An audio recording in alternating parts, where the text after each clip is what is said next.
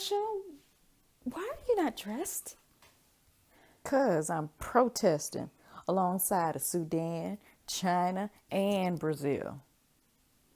Okay, well, there's nothing I can Oh, and plus I want a vacation. Oh, well, a vacation is I can help with. Did you bathe? What you trying to say? I'm stink? No, I just thought I smelled something.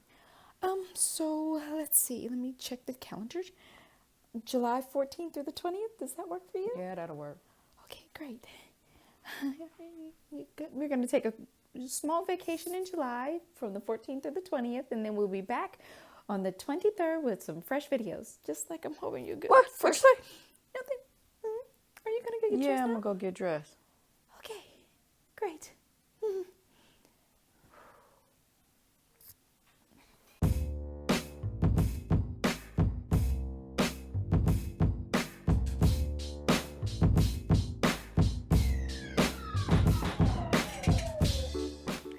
Thanks so much for tuning into another episode of Nice But Feisty. I am Mandy Nice, and I'm starting this week off with more domestic topics. Me and Tasha have decided we're going to try to, at least for this week, I'll do domestic and she does the international. So there's that. I'll get started. My first topic I'm going to talk about is about the friendship tree that President Macron gave to President Donald Trump last year. It was supposed to symbolize the friendship and continued allies between the two countries of the U.S. and France. And unfortunately, that tree has died. Now, President Macron says, no, the tree does not symbolize, anything other than the fact that, it's supposed to be a gift.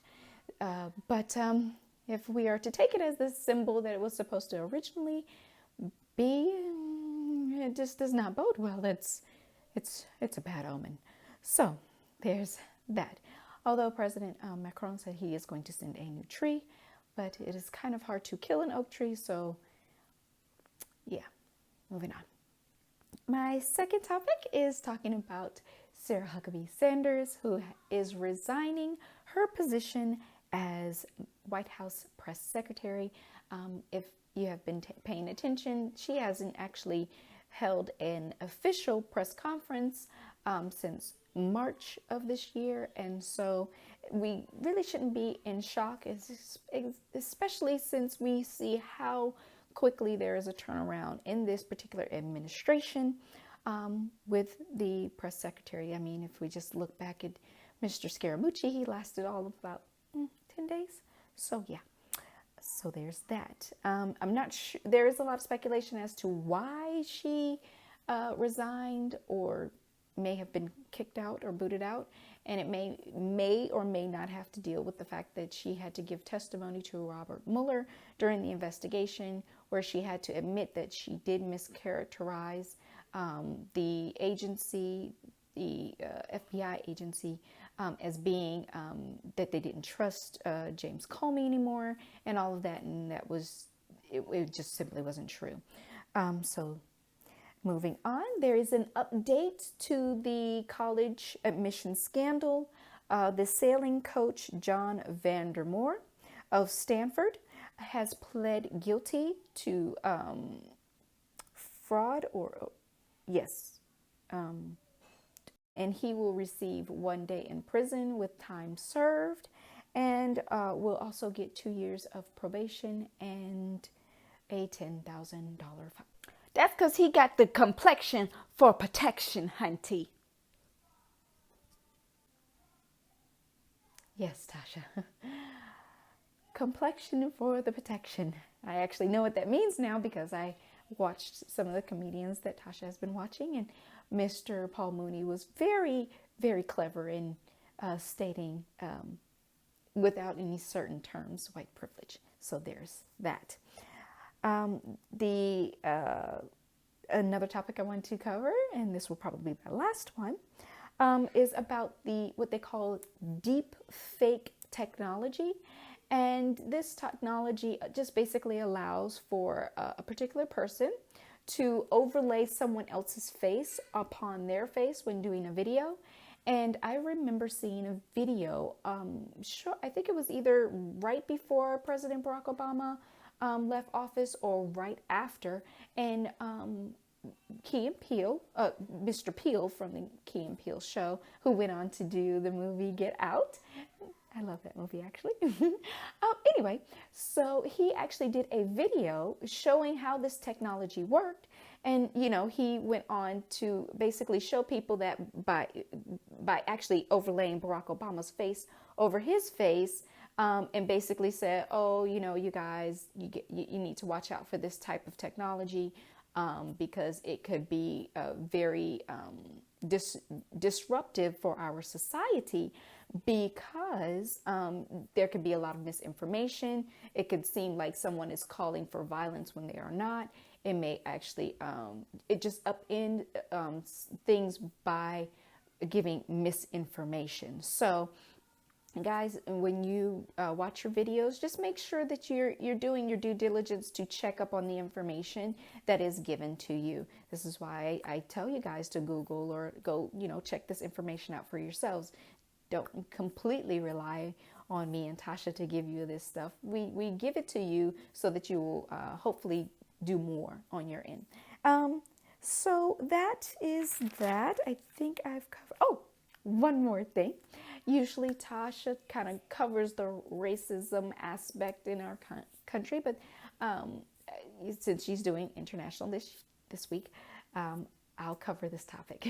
So Oregon is actually set to pass a bill that will allow Black people to sue individuals that call the police on them for what is called non-criminal behavior. So in essence, what is happening is Oregon is going to allow Black people to sue individuals that call police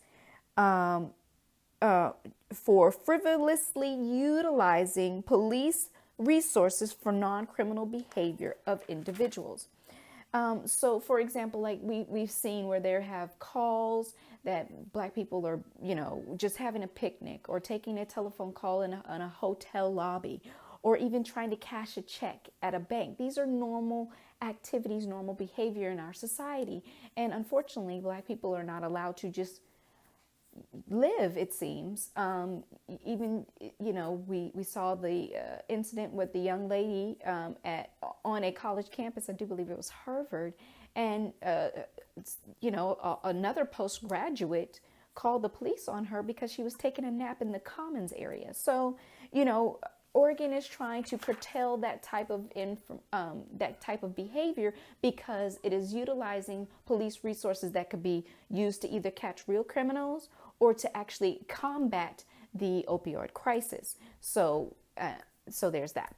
All right, I'm going to kick it off to Tasha over there, and I just want to say thank you again for tuning in. All right, take it away, Tasha. Okay, it's my turn. And I'm pretty sure you already know what I'm about to talk about because I alluded to it in the intro. I'm going to be talking about all these massive protests that's going on around the world. And there's probably a lot more that we don't even know about. But these are the ones that made international news. And so I'm going to address it this week. Okay. So the first one I'm going to talk about is Hong Kong. Massive protest. Actually, it was 3 massive demonstrations over an 8-day period, and the total of participants numbered up to 2 million. The last one that we know about that really hit mainstream news was the one that actually 1 million people turned out for. And basically what they're protesting is a bill that would allow for suspected criminals to be extradited to what they call mainland China. And I was a little confused because I was like, but aren't they all on like the same piece of land? So that was a little confusing to me because I'm like, So found out that Hong Kong was basically a British province. You know how the British go around colonizing folks. Well, they had colonized that area. And when they decided to give it back to the Chinese, the Hong Kong people had actually gained a little bit of autonomy. So when they joined back with China, as a part of the Chinese, empire, basically. They were like, it's going to be one country, two systems. So they basically had an agreement, like, y'all going to keep y'all autonomy. We ain't going to mess with y'all like that. But, we going to be, we basically going to be working together. In essence, like a marriage, like that kind of thing. So the problem with this bill, though, is it would override some of Hong Kong's, autonomy legally and politically. And they're not having that. So they went out in the streets and was like, no, you ain't going to do that to me, boo. Okay, so that's that. My second topic is about Brazil. In Rio de Janeiro, there was a massive protest, and there's actually been 200 marches. This one that we know about now is because over 2 million people hit the streets to protest cutbacks to research and education. So you got scientists out there, workers out there, teachers out there, students out there, grandmamas, granddaddies, everybody, and your auntie is out there protesting because they don't want their funding cut for research and education. So there's that one. Now, the last protest I'm going to talk about in my topics is about Sudan. There is some major, massive, horrible events happening over there. So you have three different factions other than the civilians vying for power.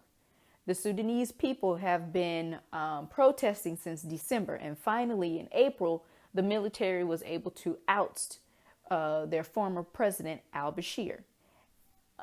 And the reason why people were protesting because he was doing altruistic measures, basically very harsh measures to curtail an economic downturn. But he was imposing, a crisis on his own people, which is why they were upset and why they were like, we can't take this anymore because we're already struggling. You saying give more. And they like, we ain't got shit to give. So they sat outside the military areas and until, the military went in and removed that dude. But now they're militia people or militias along with paramilitary organizations and the military all vying to control the people. And the people are like, just let us control ourselves. We got this. Let us have democracy for real. Like not that play shit with, like we got, with electoral college and stuff. So they want real democracy where the people rule the people, So there's that. The horrible thing about this whole situation is that women and children are being raped and killed, and it really deserves all of our attention. So I'm going to try to find some links where we can, if you have money you want to give, because I know there's a food drive that's going on, I'll put that link in there as well. But anything that you could possibly give to help the Sudanese women, men, and children that are civilians that are just trying to have democracy and rule themselves. I think it's a noble cause and it needs our attention. So that's the last topic I got on the protests. Now, I was going to talk about Canada banning single-use plastic, but I can't because racism. Yeah, you heard me. Racism. So there was a racial incident that occurred at an Old Navy in Ontario, Canada. And so a shopper by the name of Lisa Calderon was physically held against her will by a store clerk by the name of Stephanie. And if you haven't noticed, the reason why this makes this racism is because Stephanie just so happens to be a white woman. Lisa just so happens to be a black woman. She's actually Caribbean. And it was just like, she was like, I'm just going to hold you because I can. Now, if it was the other way around, if Lisa was the store clerk that held this woman against her will, Lisa would have been in jail by now. There would be no ifs, ands, or buts about it. That's what causes the racism part. Because it wouldn't be racism if it was the same incident and there would be the same result as a black man or a black woman would get, then there's no racism involved. But when, I'll just keep going. So the store clerk held Lisa Calderon after accusing her of theft, which, come to find out, Lisa did not steal, which is what she kept saying. I did not steal this shirt. I bought it, and Lisa's about to bring all that stuff back. Have it. Lisa vows that she's going to press charges against the store clerk, Stephanie, for physically detaining her, against her will. Because you shouldn't be, look, you can talk all day long. I don't give a shit about that. You can call me whatever names you want to call me. I don't give a fuck about that either. The fact of the matter is, when you start putting hands on me or my loved ones, yes, even my white loved ones, I'm going to come at your ass. Okay? All right? So the fact of the matter is, anybody I fucks with, just don't put your hands on them. You can talk all day long. That shit, I don't fucking care. All right? I'll get over that shit. But when you put your hands on me and mine, you done changed up the game, boo-boo, and you done fucked up. Okay? Because if you can't tell, I'm a petite woman, so I don't fight fair. I'm just gonna let you know. I don't. I can't afford to. I'm too little. Anyway, so those are my topics. That's it. All I got to say is I love y'all. I give respect to those who are due respect. You give me respect, I give you respect right back. That ain't no problems with me. And I love y'all. Bye.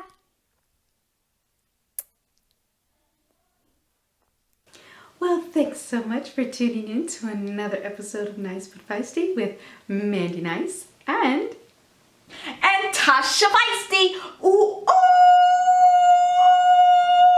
oh, yeah.